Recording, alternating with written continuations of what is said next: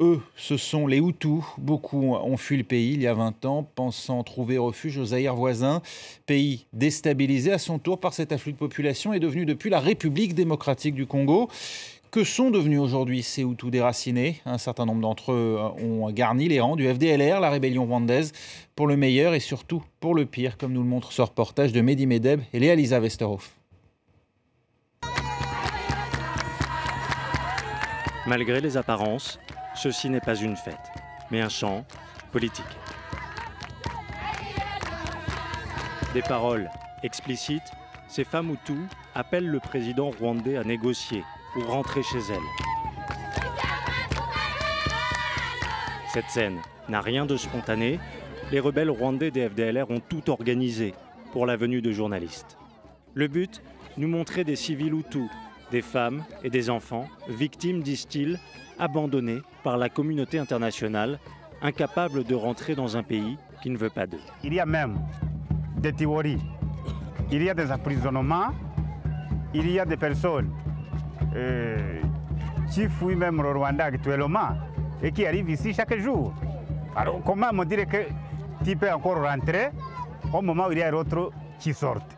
Depuis 20 ans, les FDLR affirment protéger ces réfugiés Hutus. 1994, les Tutsis prennent le pouvoir. Les Hutus fuient alors en masse vers ces villages congolais. Traqués, soupçonnés d'être génocidaires, les représailles font des centaines de milliers de morts. Un traumatisme entretenu par les FDLR. Je ne veux pas rentrer au Rwanda à cause de tout ce que j'ai vu pendant le génocide, de tout ce que les Tutsis m'ont fait endurer depuis 20 ans. Ils nous poursuivent sans relâche. Jamais cette page noire de l'après-génocide n'a été ouverte par la justice. Mais aujourd'hui, les rebelles rwandais veulent passer un message. Pas d'armes, tous en civil, les FDLR se veulent fréquentables, engagés dans la lutte pacifique et non plus violente. Leur position reste pourtant plus qu'ambiguë. Un génocide? Bon, vraiment, je ne sais pas. Cette question, il faut la poser à quelqu'un d'autre. Nous avons d'autres préoccupations que de reconnaître ou bien de ne pas reconnaître le génocide. Je crois que ces histoires de génocide, de génocidaires, laissons ça à la justice. La justice se penchera-t-elle un jour aussi sur les exactions commises par les FDLR au Congo? Depuis 20 ans, les rebelles rwandais vivent sur le dos des civils congolais. La vie de Kabila est marquée par ces pillages et par ces violences. Les FDLR nous ont fait beaucoup de mal. Une nuit, ils sont venus ici, ils m'ont déshabillée alors que j'étais enceinte de 6 mois.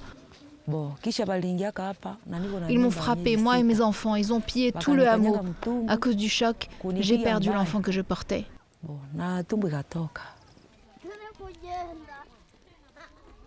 Alors qu'on commémore actuellement le génocide à Kigali, la question du désarmement des FDLR n'est toujours pas réglée. Comme ce village, l'Est du Congo continue de payer les conséquences du conflit inter-rwandais vieux de 20 ans.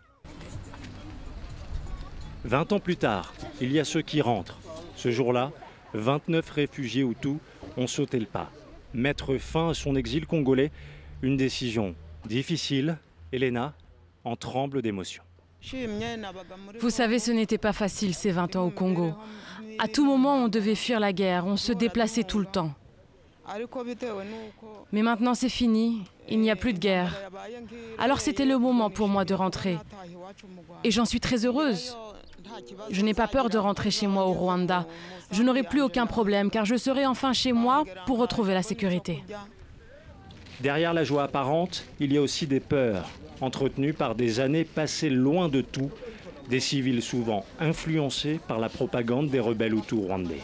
Se retrouver au Rwanda, bon, il faut une certaine période d'adaptation, et donc ça les fait hésiter parce que bon, il y a beaucoup de changements.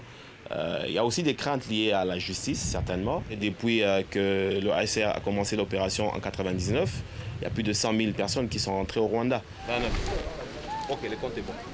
À quelques pas, le Rwanda, le retour tant attendu pour ces Hutus rwandais et l'espoir d'une nouvelle vie réconciliée. Voilà, restez avec nous dans un instant. La météo, on se retrouve juste après pour la suite de Paris Direct.